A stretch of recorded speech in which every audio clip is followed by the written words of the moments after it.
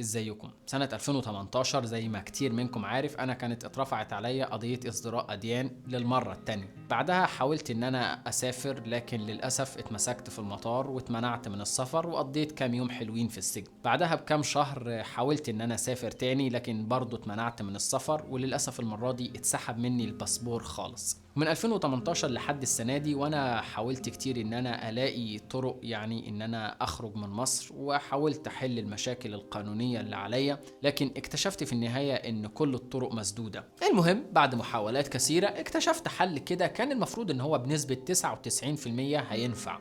الحل او الخطوة ديت انا كنت منتظرها من 4 سنين ونص، منتظر الحل او الخطوة اللي من بعدها كان في احتمالية كبيرة ان انا اخرج من مصر. وبالرغم من صعوبة الانتظار والرغبة في ان انا امشي النهاردة قبل بكرة علشان ابدأ اشوف حياتي وابدأ اعالج كل الكلاكيع النفسية اللي جوايا، اكتشفت من كام يوم كده ان الحل ده مش هيحصل.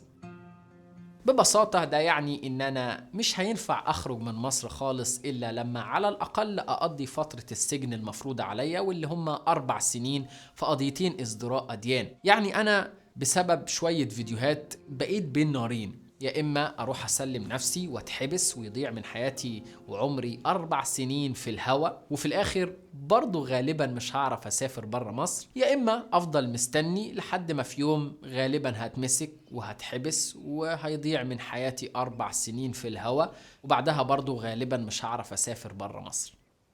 أنا عارف طبعا إن وضعي دوت مفرح بالنسبة لناس كتير، في ناس كتير بتحب تشوفني بتعب وبتأذي، في ناس بيحصل لها نشوة كده لما تشوفني إن أنا بعاني، وأنا ممكن أقدر أخبي اللي أنا بمر بيه دوت، لكن بصراحة أنا بحب أكون صريح مع نفسي وصادق، بحب ما زيفش السعادة لو أنا مش حاسس بيها. فأنا فعلا في وضع صعب، في مأزق صعب الخروج منه يعني، لكن أنا لا أخجل من هذا لأن ببساطة مش أنا السبب فيه.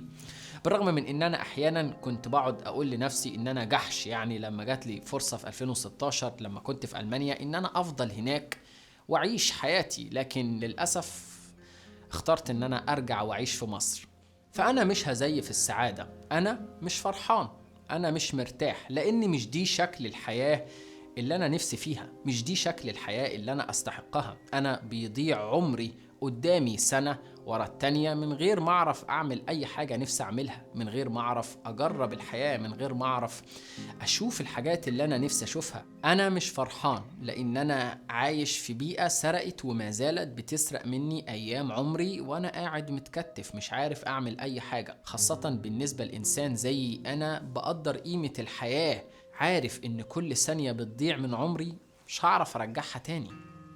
انا مش بعمل الفيديو ده عشان استعطف حد او اشتكي، لاني عارف ان ده كله ملوش لازمة يعني، وافضل دليل على ده هو الفيديو اللي انا عملته في 2019 لما طلبت منكم ان انا اجمع مبلغ علشان اعرف اخد جنسية واسافر من مصر.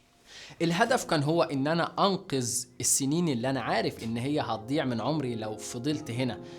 الهدف كان هو ان انا شبه حرفيا انقذ حياتي. انا مهما وصفت كمية اليأس من الحياة اللي انا كنت عايش فيها في الفترة اللي انا عملت فيها الفيديو دوت مش هعرف اوفيها بالكلام. عرضت نفسي للشماتة والاستهزاء والسخرية والاتهامات من كل جانب، من ان انا نصاب وان انا مؤلف القصة، واصلا انا اتعرض عليا مساعدات من ناس كتير، لكن انا اللي رفضت وفضلت ان انا اعيش هنا، بل ان في اتهامات بان انا اصلا مش عايش في مصر دلوقتي، وفي الاخر ولا حاجة. بالعكس الفيديو دوت ضرني قوي. فانا بعمل الفيديو ده النهاردة علشان حاجتين. الحاجة الاولى هو ان انا اقول لكم ان انا مش هعرف انزل فيديوهات تاني السنة دي. انا كنت اوريدي مش بعرف انزل اي فيديوهات من 2018 من ساعة القضية، مش بس عشان الأحكام ومش عشان التهديد بالحبس، بل عشان البيئة نفسها أصلا مش أمان بالنسبة لواحد زيي. أنا بقالي 4 سنين ونص تقريبا ما بخرجش من البيت، عشان كده كنت بنزل فيديو كل كام شهر. كنت بعمل الفيديوهات دي أصلا علشان أحسس نفسي إن أنا مفيد في الحياة، إن أنا بعمل حاجة. بس المرة دي غصب عني فعلا مش هعرف أعمل فيديوهات، لأن أنا لازم أقعد مع نفسي ولاقي حل أخير وحاسم للمشكلة ديت. أعتقد إن ده أفضل وقت إن أنا أركز فيه على حياتي وحريتي. اكتر من الفيديوهات. الحاجة التانية اللي انا عايز اقولها هي رسالة للناس اللي بتيأس من حياتها، لان انا ما اعتقدش ان في وقت افضل من النهاردة علشان اقول الكلمتين دول، يعني علشان انا دلوقتي مش بكلمك وانا مرتاح، ده انا بكلمك من قلب جهنم نفسها. فاعتقد الكلام المفروض يكون صادق شوية. انا عايزك تلاحظ الموقف اللي انا فيه دوت. انا دلوقتي تقريبا في اصعب مشكلة ممكن تقابلني في حياتي، وبالرغم من ذلك أنا مش هستسلم، لأن الحياة مهما كانت صعبة تستحق إنك تكافح عشان تعيش لها. مهما كنت فاكر إن الطرق مقفولة وإن مفيش نور، لازم تؤمن وتصدق إن في نور، بس أنت اللي مش واخد بالك منه. لازم تفهم إن كل وقت وحش بيعدي، وإن دوام الحال من المحال. انت بس مهمتك انك تستحمل لبكرة، مش تستحمل وانت ساكت. لا، المفروض تفكر وتخطط علشان تقدر تغير من الواقع الوحش اللي انت فيه ده. اخلق لنفسك امل وعيش على تحقيقه، مهما كنت انت فاكر ان الامل ده شبه مستحيل يحصل. انا نفسي اقولك اتفرج وشوف ازاي بالرغم من ان انا لا اعلم كيف ساخرج من هذا المأزق اللعين اللي انا فيه، لكن انا متأكد ان انا هخرج. انا هعافر وكافح لحد ما اعيش الحياة اللي انا استحقها.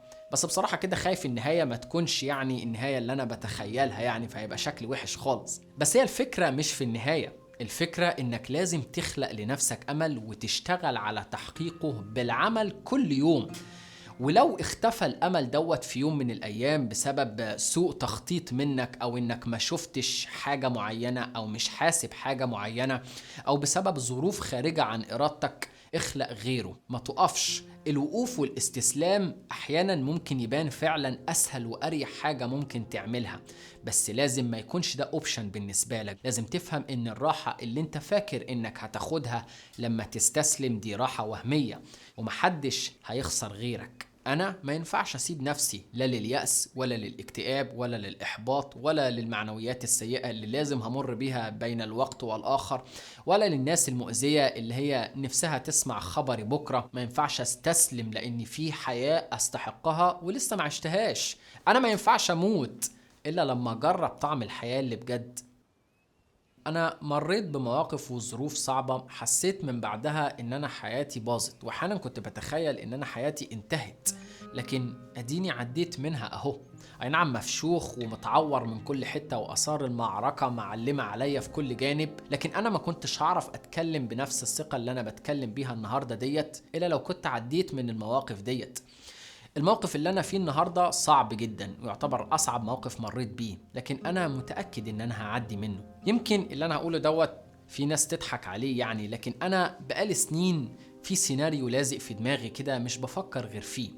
بتخيل إن أنا على طيارة ورايح لدولة تانية، بتخيل إن أنا هبدأ بداية جديدة، بداية جميلة في مكان تاني. وهفتكر ساعتها وانا في الطيارة اللي بيحصل لي النهاردة، هفتكر شكل الأوضة ديت وانا بعمل لكم الفيديو دوت، ساعتها هفتكر إحساسي اللي أنا حاسه دلوقتي، ساعتها هفتكر إزاي أنا مريت من ده كله. أنا لسه معرفش إزاي همر بصراحة، لكن أنا واثق إنه هيحصل، وعشان يحصل لازم أقعد مع نفسي، أهدى وأفكر، وأبدأ أأهل نفسي ذهنيا ونفسيا وجسديا لحد ما الاقي طريقة للخروج من المشكلة ديت. وطبعا انا مش هنقطع عنكم، يعني انا على انستجرام وتويتر هشارك معاكم برضو اللي انا بمر وبحس بيه، لان انا عارف ان الانسان محتاج انه يحس ان هو مش لوحده. لكن الفيديو الجاي اللي هينزل على اليوتيوب انا مش هنزله الا لما انا اكون برا مصر، واتمنى ده ما يكونش بعيد. سلام.